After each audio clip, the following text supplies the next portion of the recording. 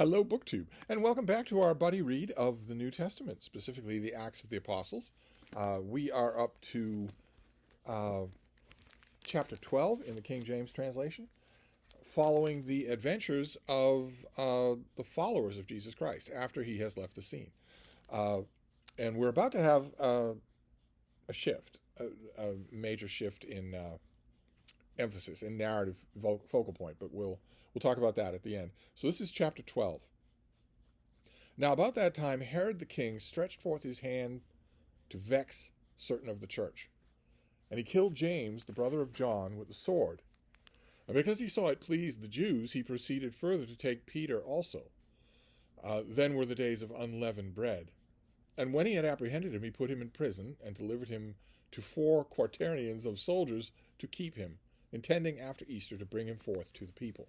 In other words, to execute him. So Peter has been arrested, and James, brother of John, has been killed by Herod. This is not Herod the Great. This is Herod Agrippa. Peter therefore was kept in prison, but prayer was made without ceasing of the church unto God for him. And when Herod would have brought him forth the same night, Peter was sleeping between 2 soldiers, bound with 2 chains, and the keepers before the door kept the prison. And behold, the angel of the Lord came upon him, and a light shined in the prison. And he smote Peter on the side, and raised him up, saying, Arise up quickly. And his chains fell off from his hands. And the angel said unto him, Gird thyself, and bind on thy sandals. And so he did. And he saith unto him, Cast thy garment about thee, and follow me.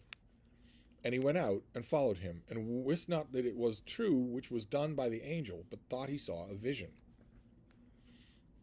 When they were past the first and second ward, they came unto the iron gate which leadeth into the city, which opened to them of his own accord. And they went out, and passed on through one street, and forthwith the angel departed from him. And when Peter was come to himself, he said, Now I know of a surety that the Lord hath sent his angel, and hath delivered me out of the hands of Herod, and from all the expectation of the people of the Jews. And when he had considered the thing, he came to the house of Mary, the brother of John, whose surname was Mark, where many were gathered together praying. And as Peter knocked at the door of the gate, a damsel came to hearken, named Rhoda. And when she knew Peter's voice, she opened not the gate for gladness, but ran in, and told how Peter stood before the gate. So she hears him knocking and calling, but she doesn't open the gate to him. Instead, she runs right to the people who are praying inside. And they said unto her, Thou art mad. But she constantly affirmed that it was even so. Then they said, It is his angel. But Peter continued knocking, and when they had opened the door and saw him, they were astonished. But he, beckoning unto them with a hand to hold their peace, declared unto them how the Lord had brought him out of the prison. And he said, Go shew these things unto James and to the brethren. And he departed, and went into another place. Now as soon as it was day, there was no small stir among the soldiers of what was become of Peter. And when Herod had sought for him, and found him not, he examined the keepers, and commanded that they should be put to death.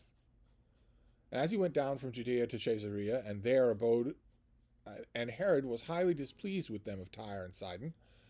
But they came unto the one accord with him, and having made Blastus the king's chamberlain their friend, desired peace, because their country was nourished by the king's country.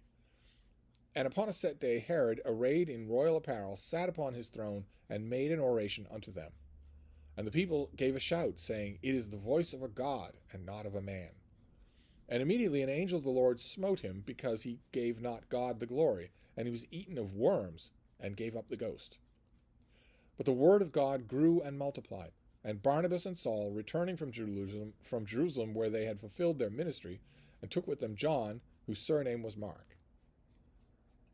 That is the end of chapter 12. Like chapter 10, which is the famous blinding white light on the road to Damascus, like chapter 11, which is the famous vision of the animals lowered on a sheet from heaven. This also is famous. An angel coming to strike the fetters off Peter's hands and lead him free is famous. A famous bit in the Acts of the Apostles.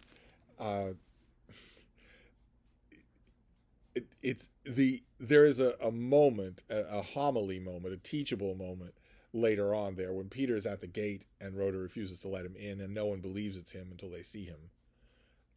There are all sorts of metaphorical things that you can do with that. But again, my question for this, if we're reading this just as a book, is why this happens the way it does. And I think the answer is obvious.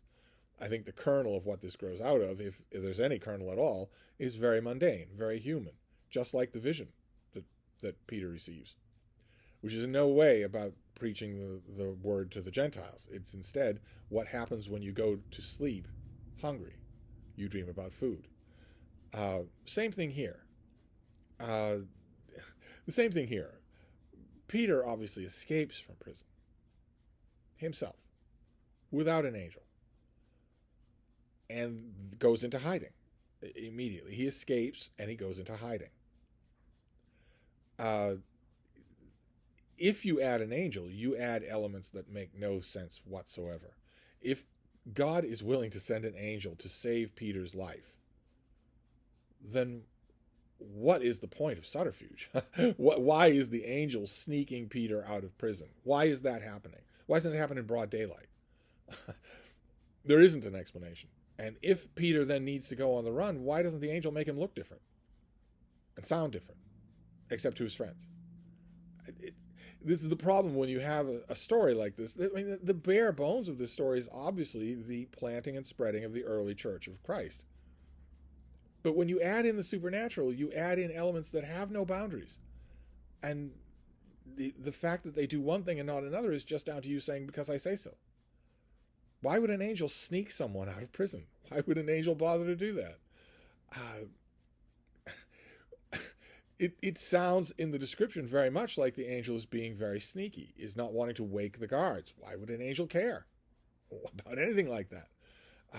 So, you know, there's the bifocal way of reading this. You can read the supernatural stuff accreted onto this, or you can pull it off and just read this story without the supernatural stuff. But at least now we know that Peter's gone into hiding, and it looks like the narrative is going to turn to Paul. So we'll see what happens in the next chapter. We'll see how things progress. And I'll see you then. Thank you, BookTube.